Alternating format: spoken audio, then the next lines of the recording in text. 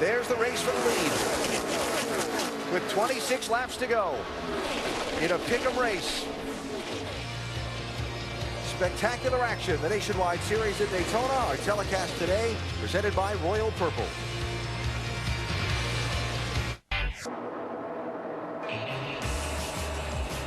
NASCAR Nationwide Series at Daytona, presented by Royal Purple, the performance oil that outperforms, and in part by Viagra and Nationwide Insurance. Nationwide is on your side. A beautiful 83-degree afternoon at Daytona Speedweek's 2013 with the NASCAR Nationwide Series season opener winding toward the checkered flag. Our aerial coverage provided by Goodyear. Everything they learn making tires that face the grueling demands of NASCAR inspires what rolls into yours. Goodyear, the official tire of NASCAR. And look at that from the blimp. 3 wide for the leading one, and out of turn 2, Parker Kligerman, the Connecticut native, driving Kyle Busch's 77, gets the lead for a moment. Here come Casey Kane 5 and Eric McClure 14 on the outside, and a squeeze there. Whoa, that was close. Sam Hornish did a great job of backing out right then, because that wasn't going to work. And Brian Scott, who was pushing him, getting the word from his spotter to back off. Remember, you can't go below that yellow line and advance your position. Here comes Eric McClure to lead at Daytona. That's 19 different leaders we've had today. The family with such a long history of success here. Drivers like Ernie Irvin and Sterling Marlin winning at Daytona, driving the old Morgan McClure Motorsports cars. This latest generation behind the wheel, after taking some lumps in recent years in this Nationwide Series, gets his moment at the front of the pack, and he's not done yet. Not at all. He's got push coming from Nelson Piquet. Oh, Kyle Busch, trouble under the hood. Low to yellow line. Caution is out. You're good to come back up. Good to come back up, PD. You see the steam coming out of the overflow fire underneath. Sorry guys, that's my bad. I couldn't get out of the middle there. All done. I think what he might be referring to is he just pushed that temperature too far.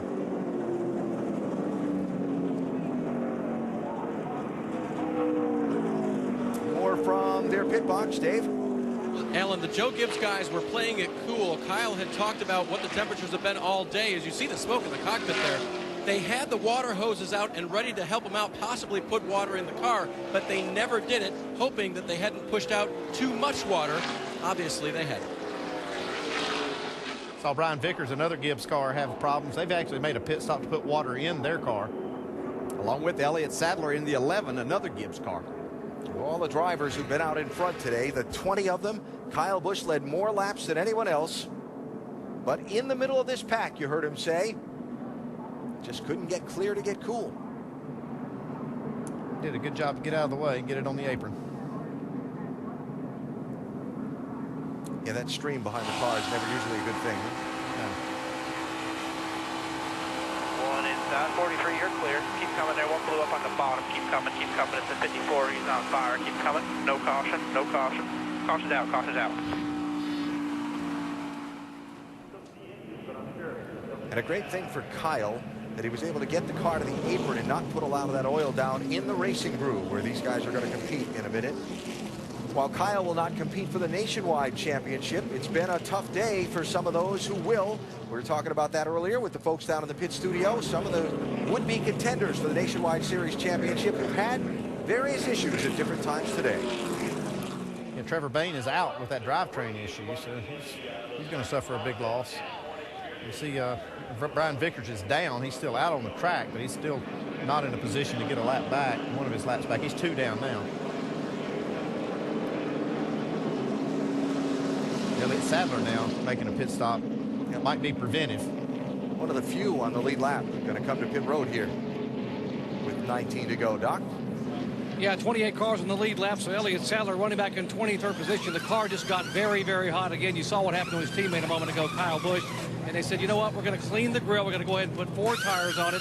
And hopefully this thing will cool down a little bit under yellow and we'll be okay. Right now, the temperature was pegged, and they pushed even more water out a moment ago. Alan?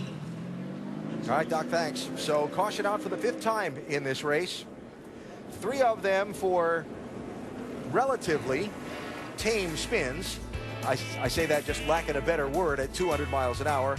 A fourth for Trevor Bayne with a mechanical problem, and this fifth one for Kyle Busch with a big problem under the hood. Big Monday features. Under caution at Daytona, a minute to remind you that later tonight you can see the NHRA Arizona Nationals qualifying, 1 a.m. Eastern on ESPN2. And tomorrow you can see the final eliminations at 8 p.m. Eastern, also on ESPN2. Next weekend, the NASCAR Nationwide Series. Race number 2 will be on the Fast Mile in Phoenix. Jimmy Johnson among those in the field. Coverage next Saturday, presented by Kawasaki at 4 Eastern Time on ESPN2. Want to join the conversation with us anywhere throughout the weekend? Our Twitter handle is at ESPN NASCAR. And after the initial problem with Kyle Busch, Reed Sorensen had a problem under the hood of his car that's dropped some more liquid on the racetrack. And that is going to require a little bit more cleanup. So we'll take time to take a break here because there's a lot to see in these last 17 laps of this race.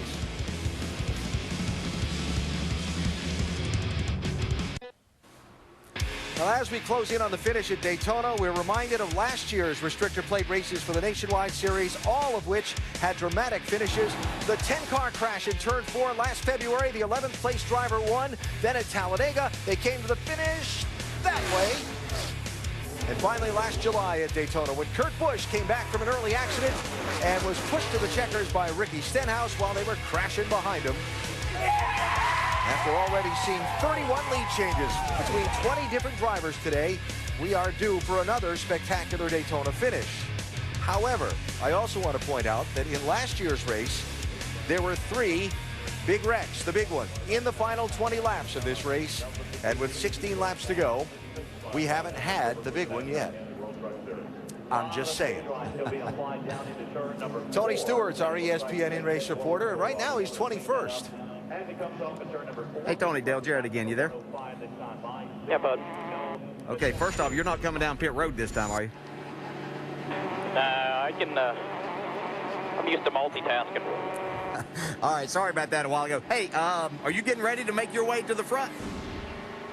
Yeah, I think it's about time, don't you? Well, we're just wondering. We were thinking about putting a camera on you and just following you up through here, so this would be the time to do that, huh? Yeah, I think it's time to go finally. So might have got us back a little bit too far there right before that caution. So see if we can do a little better job of keeping up. Have you got somebody picked out that you're going to make your way up through there with, or are you just going to do it on your own? Well, I want to run with Austin, really. I mean, I've felt real comfortable with him all day, and he's run a smart race. So, you know, a lot of it's going to be what happens here and what shakes out after we get through 1 and 2 on this restart here. Biggest thing is I've done a pretty bad job of losing the pack every time here, so now's the time to make sure we don't lose it. Okay, give us some of your best stuff. We're going to be watching, buddy. Good luck. All right, buddy. Thanks. So they'll be coming to the restart, which will be with 14 laps to go in the scheduled distance today at Daytona. There are 27 cars on the lead lap, and any one of them could win. Dale, I know you've been in this situation quite a few times where you've kind of laid back, not really been aggressive in the early, middle part of the race. When do you think is the right time to go? Well, yeah, I always like to say that you want to be moving forward as these laps wind down. You get yourself too far toward the front, then you've got that group coming, especially in this tandem draft by what I've seen here. So I think that you get yourself in a position inside that top 6 or 8 with 5 to go, then you've got yourself, you know kind of what you can do from that point and moving on. So actually Tony's got plenty of time here for someone that's back there to get himself just inside that top 10 and then be moving forward, I think, within the last 3 laps. Yeah, but it seems like everything gets more tense as we wind down and try to get inside that 10 laps to go. Got to be real careful. What a mix of drivers at the front of this field. Parker Kligerman, Kyle Larson, Hornish, McClure, Kenseth, PK, Kane, Nemechek, and Travis Pastrana in 9th place. Again, Tony Stewart back in 21st, 27 on the lead lap, 14 to go.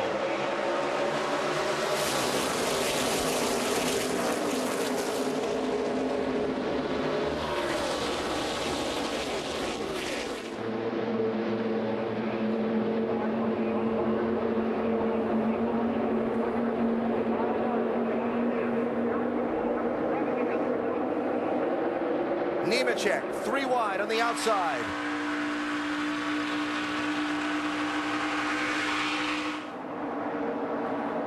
Yeah, that was really nice to watch Kyle Larson let the 77 get down in front of him where they could get hooked back up. They look like they've been doing this forever.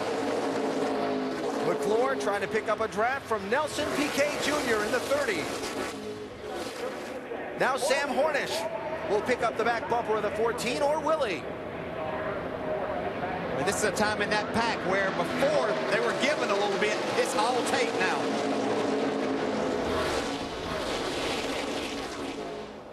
Watching for Tony Stewart, 33. Dale Earnhardt Jr., 88. Austin Dillon, 3 to start rolling up from the back.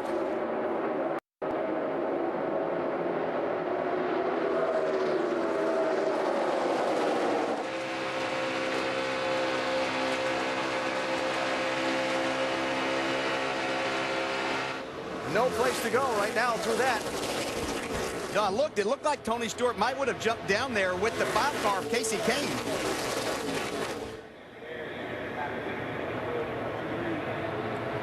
See that 60 of Travis Pastrana. He's never been in this type of situation before. Kligerman leading that lap. Hornish and Keselowski now hooked up in a Penske draft on the outside lane. Here comes McClure in the 14 and PK in the 30.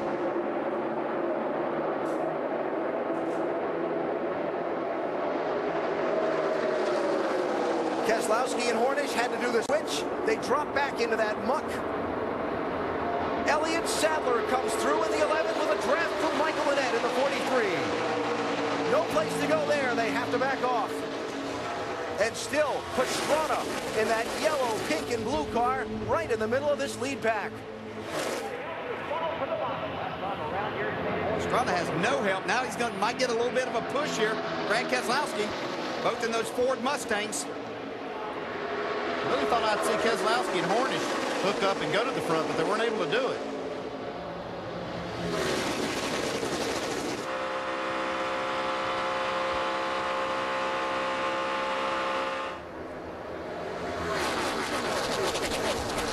Tense action at Daytona. I don't want to jinx him, but Travis Pastrana's done a great job of staying out of trouble and putting himself in a great position as this race winds down. Sadler and Annett now going to make a run to the outside. Matt Kenseth, remember, he's looking for a drafting partner with Kyle Busch out of the race. Got nobody right now, but that's Pastrana behind him. Is he one of those guys Kenseth would trust? I don't know. I think Kenseth really wants to get to his teammate in that 11, Elliott Sadler. Those two work together if they can make that happen. Not going to work right now, though. 10 laps to go. And still watching Stewart on that inside lane. 33. Now, this is what Travis Pastrana dreamed about, having this opportunity to be in the mix this late in this race. Regan Smith in the 7, pushed by Keselowski, now pushing Pastrana. And shaking him loose. This is going to get dicey right here.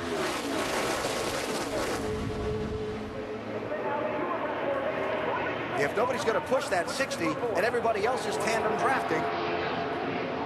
Oh, they need to push that 60. That car is fast. He's staying there with basically no help. Kligerman squeezing to the inside. 3 deep. Contact there.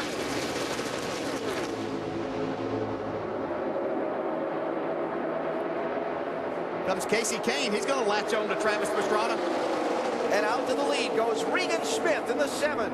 Was he not spinning through the grass earlier in this race? Look at that outside lane. Alex Bowman, 99, and Austin Dillon in the 3. Dillon was hanging around in the back a little bit ago. See Tony Stewart in the 33, dive to the inside. He's got Sam Hornish on his bumper. Oh, look out. 4 wide.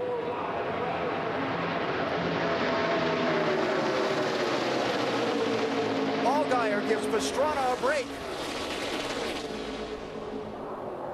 Stewart says it's time to go. Sorry, bud. Bowman with a big wiggle in that 99. He gathers it up. Joe Nemechek now picking up a draft from Casey Kane, 87 and 5. Contact in the pack. Brian Scott in the 2, nudged around.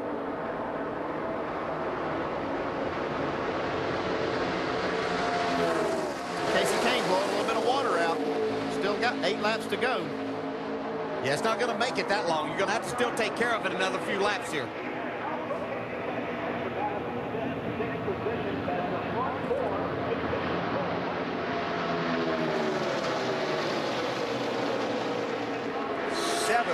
Laps to go. Stewart's getting himself in that position, but he really needs Sam Hornish to get on his bumper to get them away from this group of cars.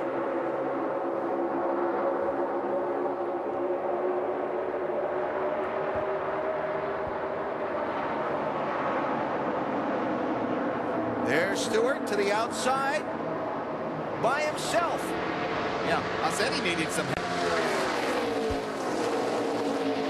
Able to separate Michael Annett from Elliott Sadler, so that was helping his cause. You wonder if Hornish has got some heating problems in that 12, and he just can't stay tucked up long enough. Yeah, he's one of those battling for a championship, and he certainly wants to make it to the end of this race.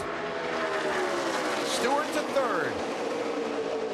Regan Smith leads. Brad Keselowski second. Stewart third. Elliott Sadler up there in the middle of that.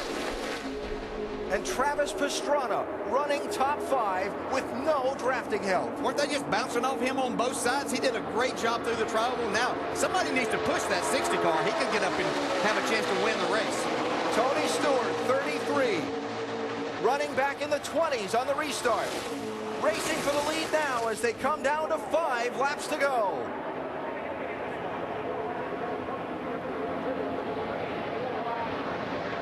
To go here, 5. The ever so calm voice of Stewart's spotter, Bob Jeffrey, when everything around him is chaos. Oh, there it is, contact. Austin Dillon turned into the middle of the pack. Hold her straight, hold her straight. Keep rolling, keep rolling here, keep rolling.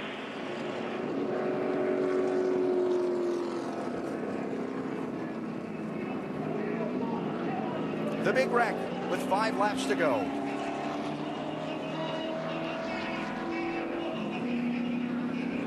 That was Dillon. There's Casey Kane.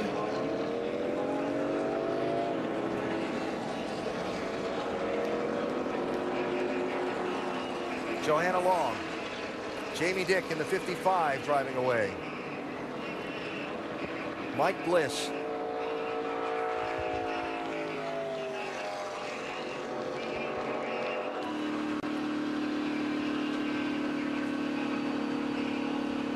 That's the man around where all the action began as Dillon was trying to race his way up to the front. Not a tough way to end the day for that young man who'd done such a nice job today. Yeah, they had a great qualifying effort, and he'd kept his nose clean all day long. But you knew this was kind of inevitable. It was going to happen at some point in time. Jason White.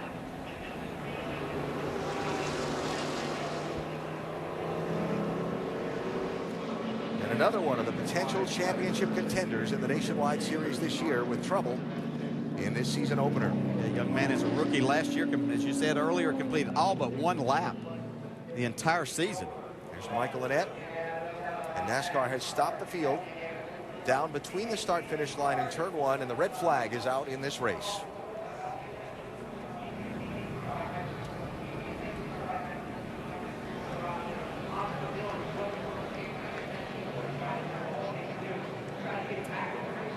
So by rule, under the red flag, you're not allowed to work on the car. The official giving the crewman the heads up on that. And you see the cars parked with still 4 laps to go in this race after a big crash in the final laps that you could just see coming. It was just a matter of how it started. It was Austin Dillon that we saw, really the first one that we saw sideways in this. It looked like it started getting in the corner, maybe with the 43 of Michael Annett being involved. There's Annett. He's right behind Dillon as they enter the corner. You can see that that's Elliott Sadler that he's pushing, gets him a little bit loose and goes up and clips the left rear of the 3 of Austin Dillon.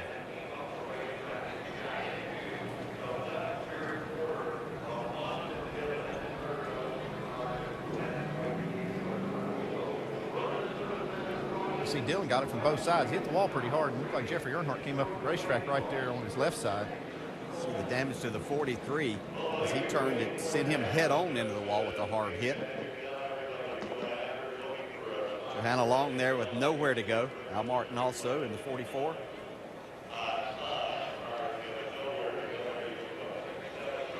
And somehow Travis Pastrana had that happen all around him. You see the hard lick from Jeffrey Earnhardt into the left side of Dillon. Pastrana did a great job through this. There was a lot going on around him. Holy crap, did you see that? Wow. That is one high-speed chaotic crash fest right there. Oh man, the 43. Shoot. You didn't get any door dings there, did you? Didn't touch nothing. I don't know how, but wow. What a heck of a hole that opened up right there. Welcome to Daytona, Travis. My goodness. Austin Dillon did a good job explaining that one. Well, spin into steer. Hold her straight. Hold her straight. Now, that lick on the left side was hard. Keep rolling if you can. Keep rolling here. Keep rolling. His hand ended up through the spokes of the steering wheel. Yeah, that's one of those initial hits. We're at speed right here. You can see Annette just looked like that. He got Sadler loose, who had to maybe get out of the throttle just a second. Annette went to the outside, not to run over the 11, clipped the 3 car.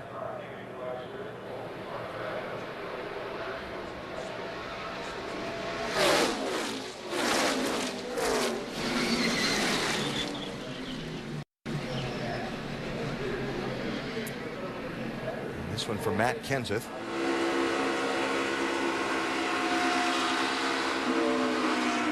Stand in front of you, back it down on the top.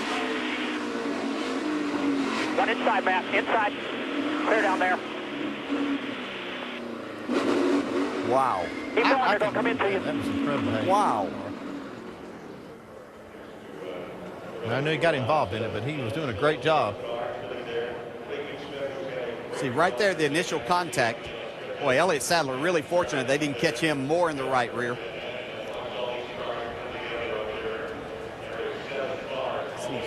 Yeah, Joe Nemechek just sneaked through there on the bottom side in that 87. Eric McClure, 14. Look at that.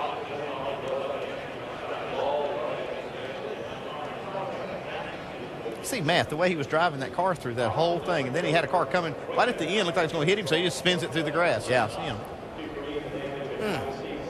Wow. Hannah Long there. She'd done such a great job. Had herself right there in the mix for this thing to get a good top 10 effort.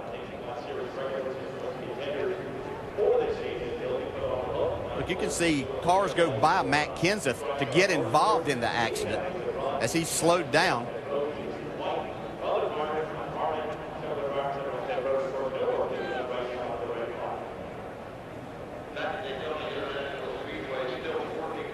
And Dale Jr. snaking his way through the spinning cars also.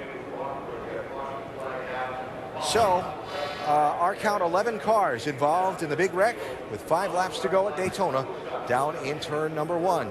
Jamie? Well, Travis Pastrana is certainly getting the full Daytona experience. We could hear it in his voice on the radio. So, Chad Norris, at this point on this restart, you're thinking points and championship, big picture. What do you do here? Do you tell him to be conservative, or does he go race for it?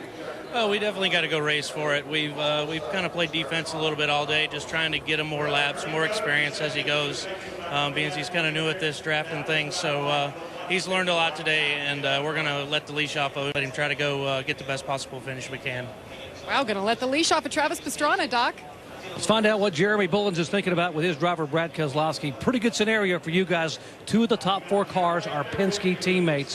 What do you think Brad, Kay, and Sam Hornish are going to do? Well, I mean, I think the best thing we can do is try to get ourselves in a position to win. It's all going to depend on how this restart shakes out. It's going to be really hard to get in line with each other right away. So I think it's about creating some space to the guys behind us so that one of us can make a move on the guy that we're pushing and try to make something happen. And it'd be great to get one of these Fords in victory lane. Ford hasn't won here since 2004, and they're excited to get this car and maybe Penske with a Ford to victory lane. Vince. The leader is Regan Smith, and his crew chief is Greg Ives. Greg used to be the engineer for Jimmy Johnson, so you've been in tight spots before. Any difference between sitting in that seat as the engineer and sitting in this seat as the crew chief, your first race? Well, obviously being with Jimmy, they put me in a situation where we won a lot, and that was credit to, Chad, Jimmy, and the whole 48 team at Hendrick Motorsports. But, yeah, I mean, the voices are a little bit calmer, over here until it comes time to make that final decision, whether to pit or not. And then you got a lot of voices in your head. Real quick final decision, top, bottom, and who do you go with to the finish? I'm going to leave that up to Regan. Obviously we got to the front because of the 22 pushing us. So I think they're working on something, and we'll find out. Thanks, Greg. Dave? Voice of experience from Ernie Cope. We were just talking about that big one that usually happens late in the race. I want to talk about that, but also your driver's wisdom in saving his motor today and keeping it cool. He saw that early on as an important point. Yeah, he didn't, just not to miss the wrecks. He said they want to burn the motor down, so he just want to get himself in position here, and Nationwide Insurance is going to get their money's worth here because it's going to be a great finish. And he'll be in front? I hope so. I think they can, they've done it before. I think they might have a good shot, Alan. Yeah. Well, it's going to be interesting, Dave, just from those interviews we heard, right? Brad Keselowski's crew chief's talking about how they could get together with Sam Hornish and maneuver things. But then the crew chief of Regan Smith says, well, we're going to draft with Brad Keselowski and find it, it's going to be interesting to see how it all plays out. How that politics plays out. Uh-huh. So a sprint to the finish coming up at Daytona after a crash triggered when Michael Annett tagged the side of Austin Dillon and Pop Richard Childress' Chevrolet, and an 11-car wreck ensued. I think Austin Dillon may have exceeded the deductible on this one.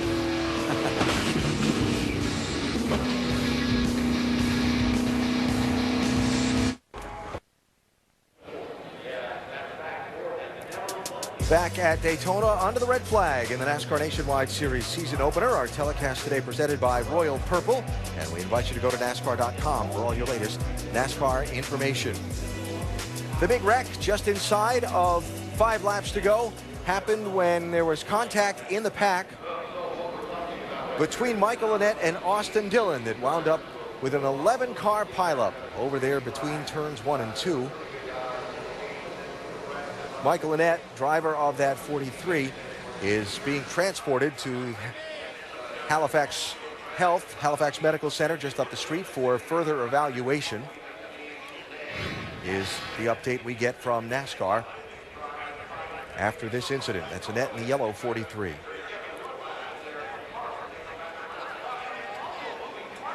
Well, you could see that safer barrier, just how much it moved there as he had that head-on impact there.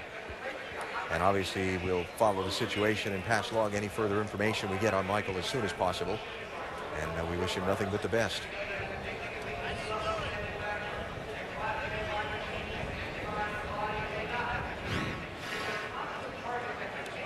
So there are those involved, a number of whom are having just outstanding days, and a couple of whom are hoping to be Nationwide Series champion at the end of the season and ending their season opener in a deficit where the championship is concerned. And I know people say, yeah, it's Daytona, it's not the championship, but as Ray Evernham pointed out a little while ago, there's no chase in this Nationwide Series, and points lost here at Daytona today can wind up to be the difference at Homestead in November. Red flag, NASCAR as it has become its policy, offering all the drivers water, especially on a hot day today. It's 87 degrees right now at the Daytona Beach Airport, right behind the racetrack. And our ESPN in-race reporter today, Tony Stewart, was back in the 20s on the restart that came with 14 to go, and by the red flag with 4 to go. DJ, he's one of the top 3. Hey, Tony, Dale Jarrett, you there? Together before this thing's over with. Yeah, man. Well, it didn't take you very long to make your way up there to the front. You got a plan now that you're there? Try to stay here. The hard parts we're trying to figure out what the 22 and 12 who were teammates. Looks like they're going to be start beside each other on the restart here. We're trying to figure out, kind of listening to their radios, what they're trying to plan with each other to get caught up with each other. So we're just kind of waiting to see what their plan is here before we finalize ours. Hey, Tony, with the amount of laps we have left, and I know that you did a great job here of falling back to mainly take care of your engine today. This is going to be, you'll still be able just to push or get pushed for that long without making any issues for your engine or running it hot in this short amount of time? Yeah, I mean, we, you know, having this caution here, when we fire them up, they're going to be cooler than they've been, plus the caution lap. So, you know, know how many laps we're going to have here when we restart, but it looks like it'll probably be a green-white checkered and shouldn't be a problem on the heating issue. All right, Tony, thanks again for talking with us and giving us such great insight into what's going on out there today, and good luck in these last few laps. Thank you, guys. Tony Stewart, winner of this race 4 of the last 5 years, and racing for the lead in turn 4 on the final lap a year ago when he was involved in a wreck. And Tony sitting there second place under the red flag as they clean up the racetrack and get ready. There are 4 laps to go in the race now. It's probably going to come down to about a 2-lap shootout for the checkered flag and trophy in this thing, Nicole. Yep, we were sitting down here in the pit studio talking about the intensity that will ratchet up in those final laps, but also how impressed we are with not only the Matt Kenseth save, but a few of the young guys in this race today. Yeah, more than a few. We've seen Travis Pastrana and Kyle Larson, Parker Klingerman, Nelson Piquet, all guys up front. We talked about how the veterans were going to have a little bit of an advantage because of their experience, and it's the young guys that are not only up front, but most of them missed that crash. Yeah, truly talented group. And then and also, like I say, Eric McClure. He's a veteran of the series, but he has been up front, has a strong race car.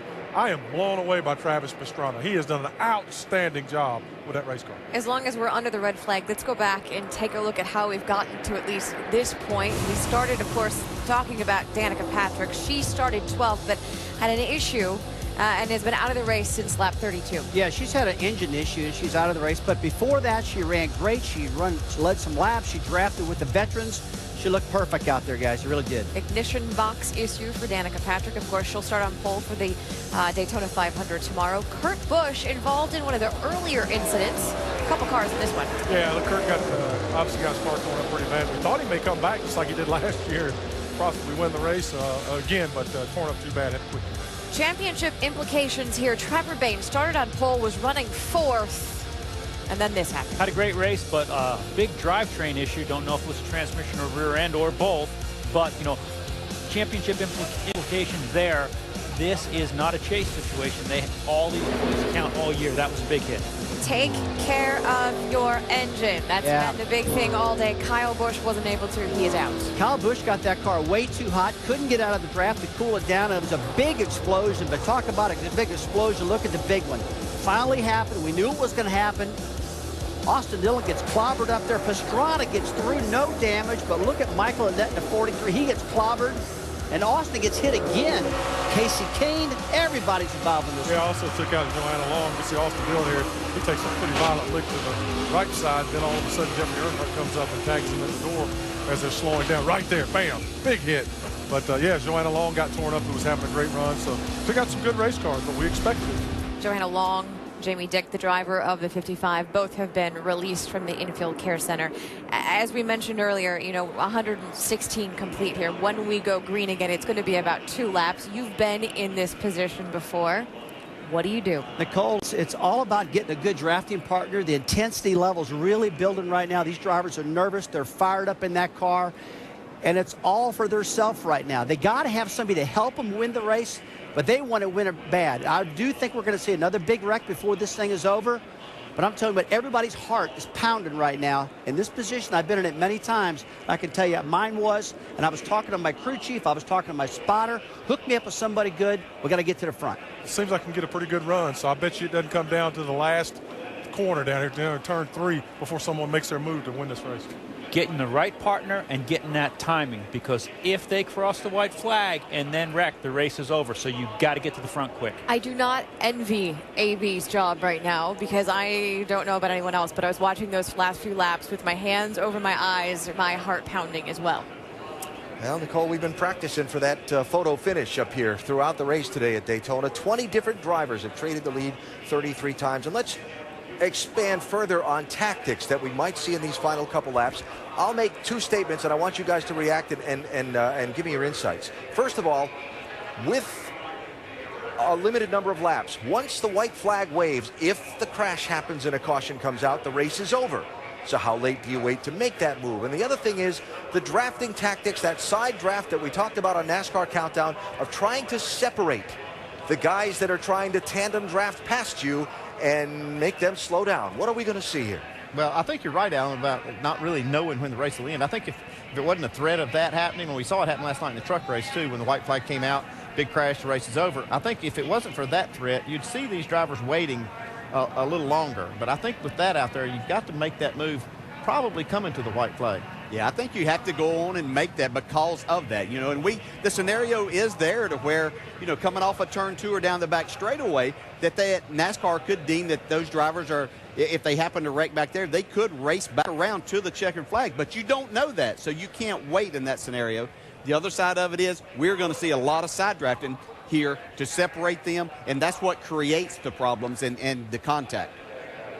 So while we wait for the cleanup to be finished and the race to be resumed and finished, we don't know exactly when on either count, when the race is going to end, like we were just talking. Let's look ahead. As we're just beginning the NASCAR Nationwide Series, got some great races and some great tracks coming up to start this campaign. Out to Phoenix in the Valley of the Sun next weekend, and Las Vegas the week after that, the short track in Bristol, and then Southern California.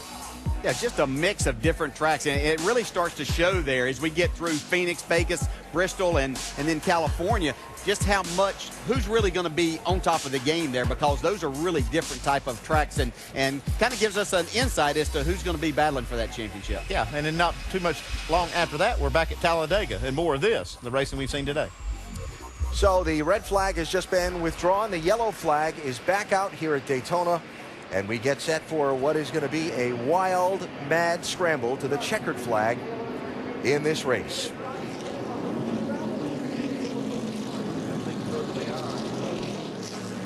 So you see the field of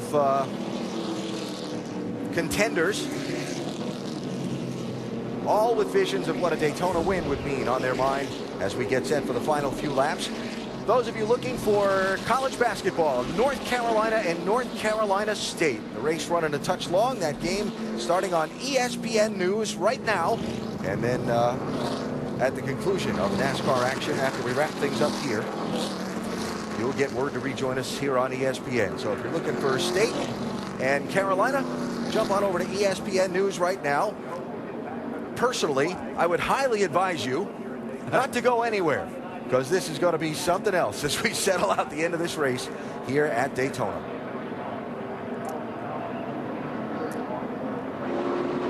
Pit road going to be open for lead lap cars. Don't know that we'll get many takers here, but I guess you never know. We'll keep an eye on that and check in with Doc. Well, when the day began, Alan, Sam Hornish told us that a year ago he had a chance to win 6 races but could not get over the hump in the final laps. That's why they made wholesale changes here. New crew chief, new car chief, and now Greg Irwin.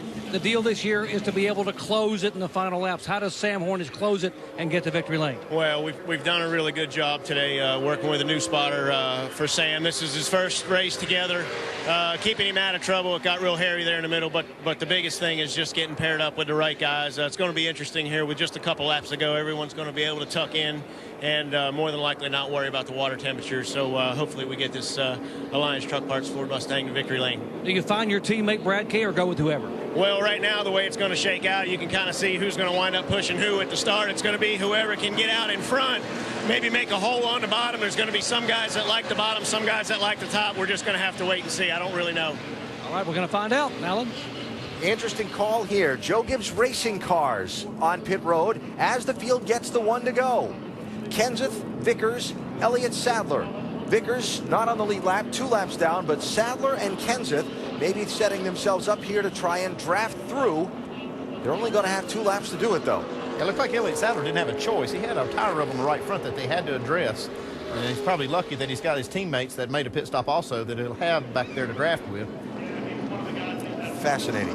Yeah, he had some contact in there, and I think that's probably a championship move right there more than anything else, that they're thinking, you know, the big picture of this and making sure that they don't have an issue, get as many points as they can here today, knowing that a lot of those people they're going to be battling have had some issues. Yeah, they're just not going to throw any points away by going out there with a tire rub on the right front or something and then coming back with a terrible finish. And they're only going to restart about 17th and 18th in line because of all the cars that were taken out of the wreck a minute ago.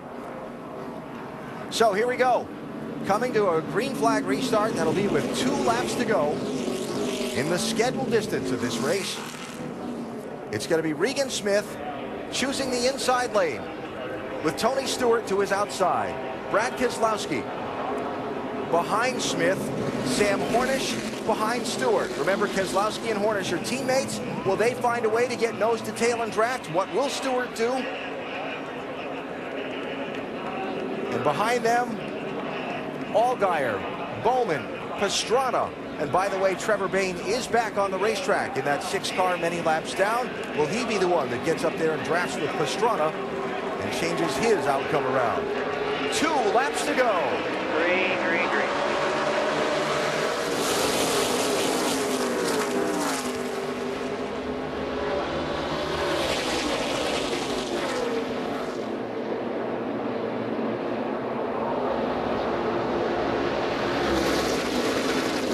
There's any time right here now to worry about teammates. It's just a matter of who you can get with, get yourself in a position to win the race now. Yeah, all you see there was the speedy drive they put down for the crash. 99, Alex Bowman. 77, Parker Kligerman. 2 of the young drivers. Bowman only 19 years old, racing for the win, coming to the white flag. How about Kyle Larson with Dale Jr. on his bumper? That might give him an opportunity. 32 and 88. Stewart to the lead with Hornish's help. Can Hornish stay tucked behind him for one more lap? White flag in the air at Daytona. Regan Smith to the outside. Keselowski pushing him. That's where that side draft comes into play. You can see Sam Hornish coming off the bumper of Stewart. Up to the center. Bowman pushed by Kligerman. Somehow they got out of it and saved him. Hornish now back behind Stewart. Up to the outside, 2 is Brian Scott. See, Tony Stewart just bulled his way through there to get an opportunity, and he's going to have it too. Final corner at Daytona. Who's going to get here first? Regan Smith 7, Keselowski 22. For a 5th time in 6 years. And Dave, I'm sure that the celebration for Stewart will probably be a little bit muted. Well, it's not confusing down here, Ellen, right now, although normally we get to just jump out and celebrate. Smoke, go ahead and climb out of the race car right now. His team is here. They've got the Gatorade in their hands as usual, but Tony, sensitive to what he's seen out here, is going to hear from his crew probably, but we're just going to tone it down a little bit right now because we don't have a lot of information for sure yet, Tony. We know you don't either. Do know that you won this race again, somehow getting your way through that traffic to victory lane. Yeah, but the important thing is what's going on the front stretch right now. It's we've always known, and since racing was started, this is a dangerous sport. But it's hard when we assume that risk, and it's hard when the fans get caught up in it. So as much as we want to celebrate right now, and as much as this is a big deal to us, I'm more worried about the drivers and the fans that are in the stands right now because that was I could see it all in the mirror, and it didn't look good from where I was at either. Tony, how tricky is this racing from a standpoint of wanting to put on a show but also wanting to be safe? Well, the hard part is you just can't get away from everybody. And, when you get a green-white checkered like that, even if a hole's closing up, the guy behind you isn't going to check up and you're not going to check up. You got to take that chance. And,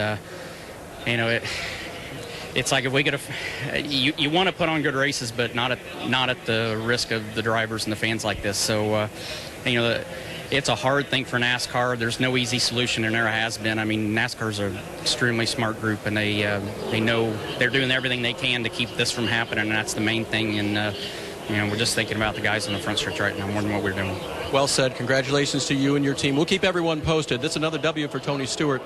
A little bit of interesting circumstances here today, AB. Dave, thanks. And Stewart said it all and said it well.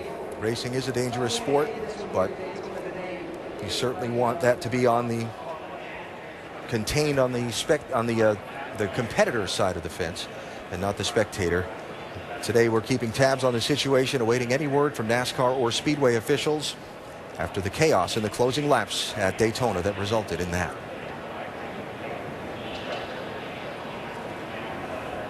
At GoDaddy, we love to help small businesses. Think of us as your ESPN Live at Daytona International Speedway for the NASCAR Nationwide Series season opener, a race that has been won by Tony Stewart, and a race whose finish has been marred by an accident coming to the checkered flag that forced the car of Kyle Larson up into the safety fencing, separating the grandstand from the racetrack.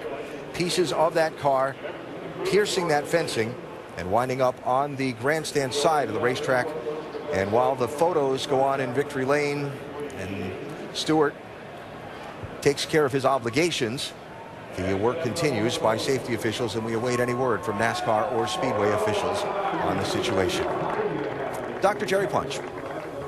Dale Earnhardt Jr., the first driver to come out of the infield care center. First of all, Junior, are you okay? Yeah, I feel good. We had a pretty good car all day, and just right there at the end, trying to get the best finish we could. And I thought we was going to get to the end without tearing anything up, but I saw I think it was the 7 car spinning across to the right and off the wall, and he caught the right front of my car, and I couldn't steer after that, and I was just trying to get across the finish line, and somebody turned across the racetrack in front of us. It was pretty hard.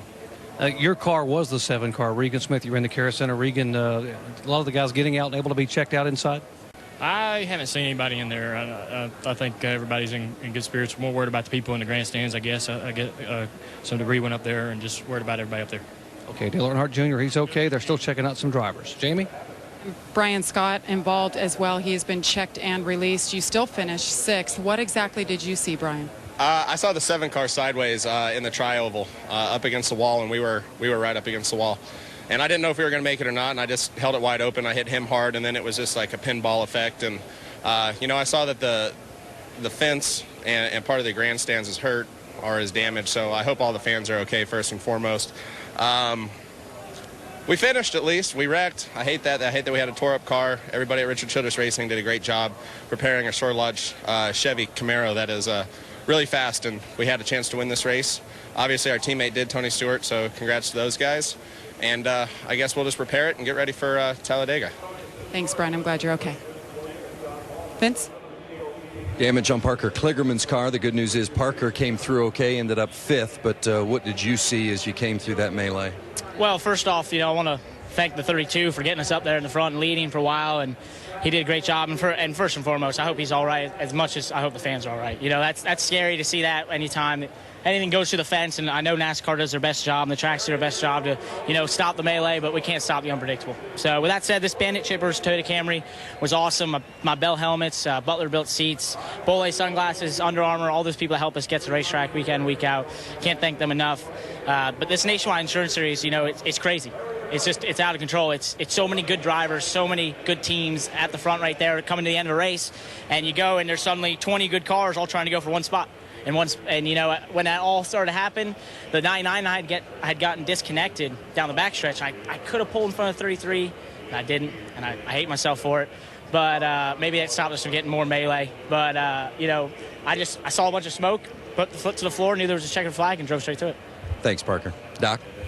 Well, Regan Smith was leading that charge off of turn 4, a quarter of a mile from the checkered flag. And next thing we know, we saw your 7 car sideways. What happened?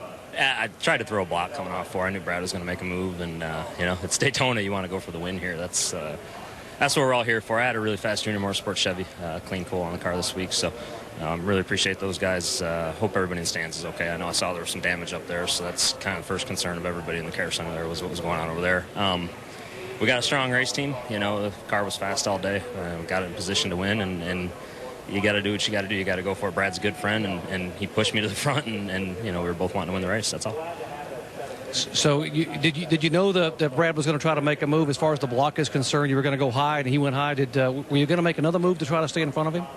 Well, if I had to, yeah, absolutely. I mean, it's you're coming to the checkered at Daytona. This is it doesn't matter if it's a nationwide race or a ARCA race. You want to win here, and certainly want to do the same thing tomorrow. And if I'm in the same position tomorrow, I'll do the exact same thing again. I don't know how you can play it any different other than to just concede to second place, and I wasn't willing to do that today. So, it's a case where these guys work really hard on these race cars all year long, and our job is to put them in position to win, and it was, and it didn't work out. Regan, we admire your honesty, but more importantly, we appreciate that you're okay. Cool. Thanks, Jerry.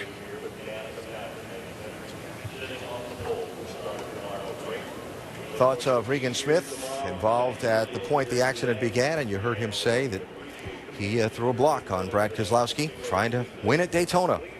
And with the pack steaming down behind them, the end result was the terrible crash that has resulted. Unfortunately, we saw Kyle Larson climb from his car after that crash when his car was just torn apart. And let's check with Doc. Well, here's the best part of the day. This is the best news of the day, particularly someone like me that's been a trauma and ER doctor most of my life. Kyle, glad to see you're okay. You look good. How do you feel? Yeah, I feel good. Just not sure where everything ended up on the racetrack. I hope all the fans are okay and all the drivers all right. I know I took a couple big hits there and saw my engine was gone. So just hope everybody's all right. And just disappointed. It looks like they got me 13th on the board, and we had a lot better car than that. We were, charging the front a lot of the time, and actually got to lead a couple laps too, and draft with Junior and Keselowski and guys like that. So it was a lot of fun today, and just want to thank all my sponsors, Clorox, all of Turner sponsors, Turner Scott sponsors. I really want to thank Butler Built for building really safe seats and eye helmets and the hybrid safety solutions device.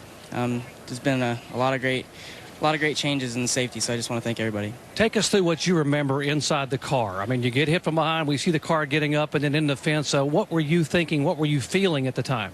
Well, I was getting pushed from behind, I felt like, and by the time my spotter said, lift or go low, I think he said it was too late, and I was in the wreck, and then, felt like it was slowing down, and then looked like I could see the ground or something like that, and then, had some flames come in the cockpit, but, luckily I was all right and could get out of the car quick. Certainly glad he is okay. The car is sheared in half, but he is able to walk away. What amazing, Alan, amazing. Yeah, Doc, there was nothing left firewall forward on that car, and Kyle Larson fortunately okay. And again, we continue to focus our attention on the spectator side of the catch fence, where parts of Kyle Larson's front end, including the engine, were sheared off and came to rest. There are medical personnel there. We have seen some fans being treated by the medical personnel. We'll wait for word from Speedway and NASCAR officials on the severity of the situation, and I'm sure that they will get that word to us as soon as the situation is under control. Just a difficult moment and a difficult situation that unfolded as the field steamed to the checkered flag and began with that block Regan Smith said was thrown on Brad Keselowski as they were racing for the win. Yeah, and as a driver, when you're in that situation, that if you go to make a block or try to slow someone's progress from behind, that especially as you're coming to the checkered flag, that the opportunity is there that you may get hit and turn. So, but you're willing to take that chance, as Regan Smith stated. Show you what happened in this situation as the field came to the checkered flag. Watch the white 32 car.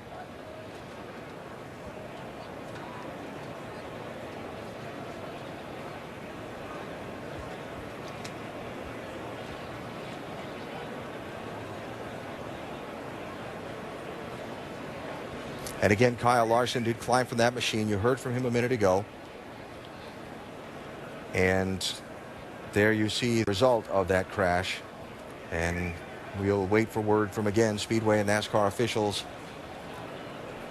on the situation on the grandstand side of that fence, and keep our fingers crossed that everything's okay. The race is over at Daytona. Tony Stewart has won it, but we continue to monitor live the situation after that terrible crash coming to the checkered flag. That's me last year. Back live, Daytona International Speedway after the conclusion of today's NASCAR Nationwide Series race, won by Tony Stewart. But coming to the checkered flag, a terrible crash with Kyle Larson's car getting up into the catch fencing. Kyle climbed from the machine okay, but parts of his race car went through that catch fencing into the grandstand, and safety officials are working on the scene there. We'll bring you any update as soon as we can possibly get one from NASCAR and from Speedway officials. Let's check downstairs with more of the participants in the finish of this race, and Dr. Jerry Punch. Well, Justin Allgaier has come out of the medical center and appears to be okay. Justin, we were just watched a moment ago. What was your part? Where were you in that mess there on the final lap? Yeah, we were on the outside in behind Brian Scott and just trying to push as far as we could to get the best finish we could. And they started wrecking in front of us, and unfortunately at that point it's too late. You're running so fast. Obviously I'm all right, and pretty much all the other drivers that I've talked to here everything's been good. Thoughts and prayers go out to anybody in the grandstands that may have gotten hit by anything. I'll tell you, it's a violent wreck. I mean, just seeing the carnage on the racetrack, it's really unbelievable. But a true shout out to all the safety companies that put products in these cars, and NASCAR for making these cars safer. Our Branch Chevy was really good. Scott Zipadelli and the guys did a good job. I made a mistake on pit road earlier and got in some oil and spun into the wall, and they fixed it all back up, and we were able to go out there and get a good finish out of it. But definitely tough when you finish that way. You look at all the people and you hope everybody's all right. Glad that Justin Allgaier is okay as he walks away. We heard a little bit ago from Regan Smith, who said he was trying to block. He doesn't blame Brad Keselowski for what he did, but he was trying to block. And now let's hear from Brad with Jamie. And Brad Keselowski has checked out okay. Your good news is you're fine, but you watched the replay. I saw you take a deep sigh. What did you see? What was your reaction looking at that? Well, I mean, watching a replay, my reaction, I think, is probably the same as everyone in the garage, and that is hoping everyone in the grandstand is okay.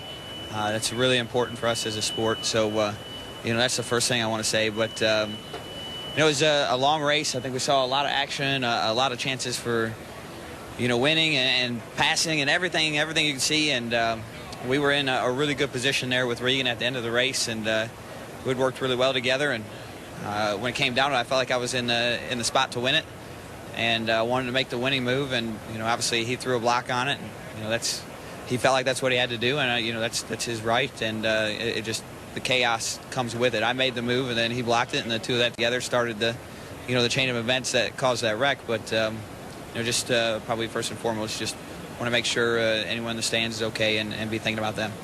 Brad, you have the Daytona 500 tomorrow, the biggest race for you guys. How do you take something this serious, and compartmentalize and get your head focused for that race? Well, I mean, I think until we know exactly how the status is of everyone that was, you know, involved, it's hard to really put a lot of thought into the 500. But hopefully we'll know soon, and hopefully everyone's okay. And if that's the case, we'll get to focusing on Sunday. All right, thanks, Brad. Let's go over to Doc. 19-year-old rookie Alex Bowman was having just a phenomenal performance today until that final lap, and we'll talk about your performance in a minute, but talk about what happened to you on that final lap. Just running 5th or 6th or so, and just kind of saw everybody wrecking in front of me, got shoved down, and started spinning through the grass, and took a hard right and to get it in the fence. But just hope all the fans are all right. Got my thoughts and prayers with the fans and their family members, but got to thank everybody at AB Racing. They gave me a great race car. It was awesome to have Florida Lottery and Windows 8 on our number 99 Toyota Camry, and just ready to get to Phoenix. All right, Alex Bowman had a great effort down here, getting able to push Kyle Busch and Brad Keselowski to the lead, his first ever nationwide race, and certainly hoping that in the future they finish a little bit differently than today. Alan? All right, Doc, thanks. And as we look on at this scene at Daytona International Speedway, I am reminded by Bill France Jr., the longtime NASCAR chairman and the Speedway president, who said that when you sign on to be a competitor in the race, you sign on to assume the risk. And the measures that are taken to try and keep things out of the grandstand are so extreme and so great that it's surprising when this happens, but I guess maybe it shouldn't be shocking. No, you know, sometimes we forget just as many advancements have been made in the sport for safety. You know, those same things have gone into the racetracks. And, you know, the fans come here to be participants in the way that they want to watch a great performance happen. They don't need to be a part of it. And all the safety measures have been taken. The drivers have all talked about the safety initiatives with the race cars, with all of their equipment and everything, and I applaud them for that, because you know there were some very amazing hits there, and all of these drivers were able to talk about it. But obviously our concern, as the driver stated, are for the fans, and you know, there's only so much you do. These machines are going at somewhere close to 200 miles per hour, and it's very rare that we see something of this magnitude, but it does happen. Yeah, that's the key thing. It is extremely rare that we see something like this, and I think that NASCAR and all the tracks do a great job, and it looked like most of that car was contained just right at the fence. I didn't see any of the big parts that made it much past that, so I think it did a good job,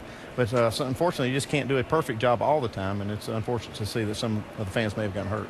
And we continue to monitor the situation. There are safety workers by the dozens in that area attending to those who may have been injured, and we will continue to follow that for some time. With respect to that situation, and as we continue to monitor it in an absence of any further information at this moment, I just turn my attention back to the race for just a second. It was, until that moment, a spectacular show. It was just unbelievable what we saw all day long from these drivers, from veteran drivers to those rookies that we talked about that had very little experience racing here. What a phenomenal job. I think it's the best that I've seen, even with drivers that we've seen before be here with equipment that maybe wasn't up to par, but they took it to the front, you know, and it's just amazing to watch what was happening there. The most leaders that we've seen, and just incredible racing. And still, to me, what's most incredible is Tony Stewart, how he keeps doing this. He finds his way. He was, 21st on that one of the last restarts late in the race. He was talking about time to go. we knew he was going to get there, but just didn't know how he was going to do it. It's just amazing that he was able to bring the car to the front. It was going to be a great finish if we hadn't had that mishap right there at the finish.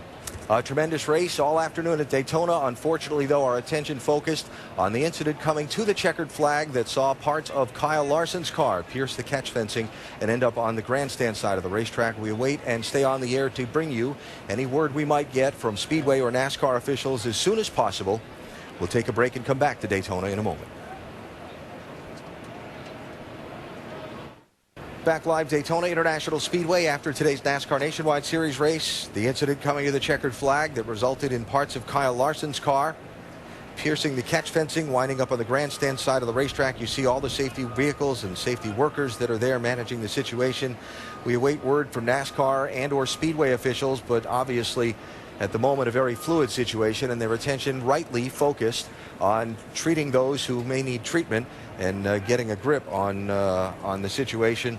And we will hear from them as soon as possible and let you know what we know as quickly as we can.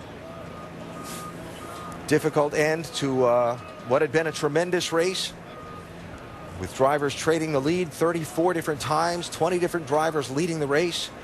Tony Stewart finding some way to draft through at the end and win this race again, but all of that overshadowed by this scene when that 32 car was forced up into the air and into that fencing, which somehow grabbed a hold of a piece of that car, and as it sheared off, brought it through the safety cabling, the safety fencing, and all that's there. I will bring up one thing. We saw Tony Stewart go below the yellow line as that wreck was happening in front of him. And he did get the win. They didn't penalize him, and he was just avoiding that accident. That's why they didn't. So Tony continuing the obligations that go with winning the race. Though speaking very eloquently in victory lane, Tony, of course, not just a racer, but a track operator as well, and a race fan, and sees all sides of this, and all concerned at the moment, focused on the grandstand side of the situation and hoping that all are okay. And we hope to get word from NASCAR and Speedway officials what they can give us as soon as possible on what's going on the racetrack now. Matter of fact, NASCAR President Mike Helton has just stepped into the booth and joined us here.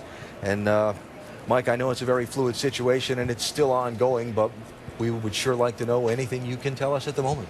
Well, I think you've been able to see and explain what we know right now is that there obviously was some intrusion into the fence, and fortunately with the way the events equipped up, there was plenty of emergency workers ready to go, and they all jumped in on it pretty quickly.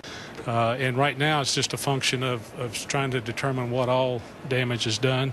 They're moving folks, as we've seen, to care centers and taking some folks over to Halifax Medical. So we'll be able to update later on, but right now all we know is everybody's working real hard on determining what all happened. Mike, we know that NASCAR and the tracks do everything they possibly can to make these events safe for the fans, but you just can't predict something like this. I mean, I don't want to use a perfect storm, but imperfect storm, something, all that it takes to make something like that happen. But really, the catch fence did its job for the most part there. It did, and you're right. I mean, we know a lot, and we know what we know. But the biggest thing we know is we don't know everything we need to know, because there are moments that occur that we've just never seen before and can't really plan for, although everybody's effort is directed that way to make it as safe as possible for both competitors and for the fans. And that's evidenced everywhere we go with the wheel fences and the cables and the structures and the gaps between the racetrack and the seating area. But we're always aware of the fact that we don't know everything. And obviously work to be done tonight. There is a race tomorrow, though that's not utmost on your attention at this moment. Well, there's still victory lane celebrations. There's still inspections to do on race cars, but there is a lot more activity. And fortunately, Daytona International Speedway and all the emergency crews here are prepared and ready for that, and they're very busy right now, and our prayers and thoughts are with everybody they're working on. Mike, thank you for your time. Okay. We appreciate it. NASCAR President Mike Helton joining us here at Daytona. After the end of today's NASCAR Nationwide Series race, and again, a very fluid situation, the focus, as it should be, on the safety effort going on the grandstand side of the fence. after Kyle Larson's car was forced up into the grandstand, and pieces of that car pierced the fencing and ended up on the spectator side of the fence. At this moment, lacking any further information, we are going to leave the air live from here at Daytona and go to our regularly scheduled program. We ask you and invite you for further updates on the situation. Stay tuned to the ESPN family of networks, and we will continue to stay here and monitor the scene and bring you any updates and any further information from Speedway or NASCAR officials as soon as it's possible. So the situation at Daytona today, Tony Stewart has won, but the end of the event marred by a very serious crash.